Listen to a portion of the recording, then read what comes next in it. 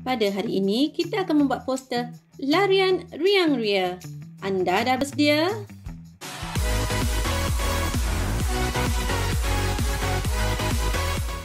Ini adalah di antara alat dan bahan yang kita perlukan.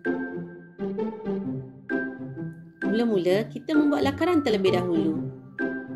Pastikan tulisan lebih besar agar pembaca dapat melihatnya dengan jelas.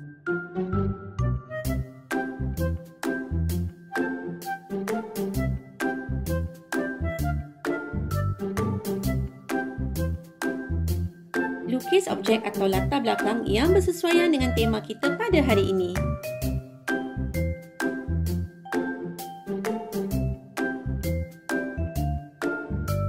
Gunakan pelbagai media untuk mewarna.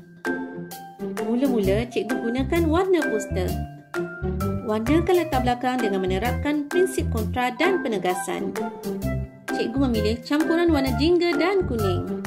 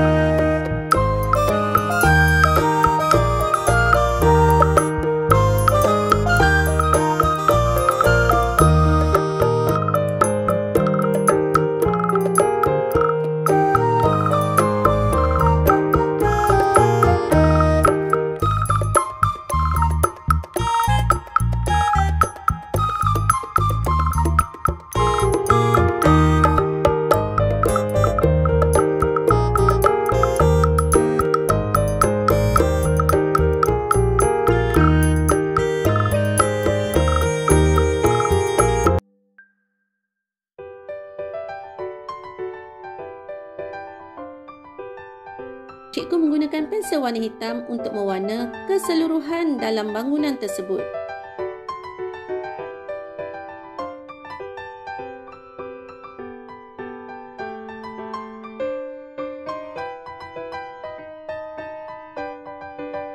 Sekali lagi, cikgu menggunakan pensel warna hitam untuk menimbulkan kesan pada poster larian ria.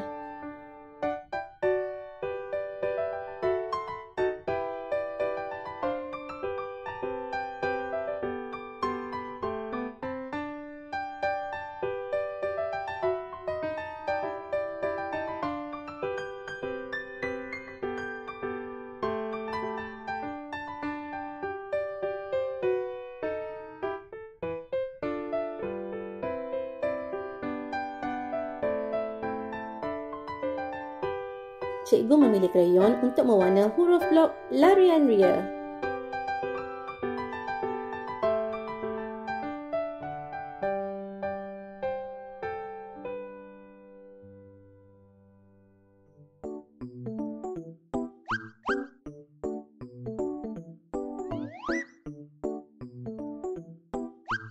Gunakan pensel warna hitam untuk kemaskan huruf atau tajuk poster tadi.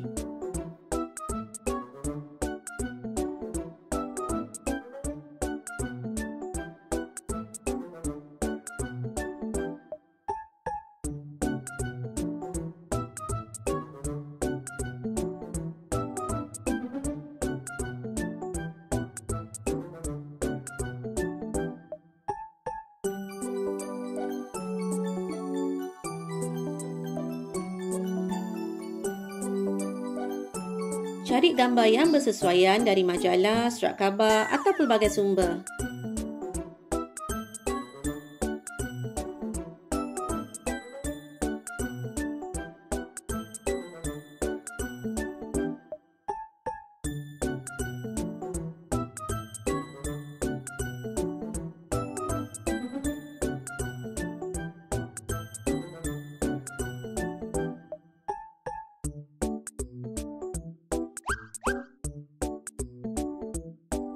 Dah siap. Cikgu yakin kamu boleh menghasilkan poster yang lebih menarik. Sehingga berjumpa lagi.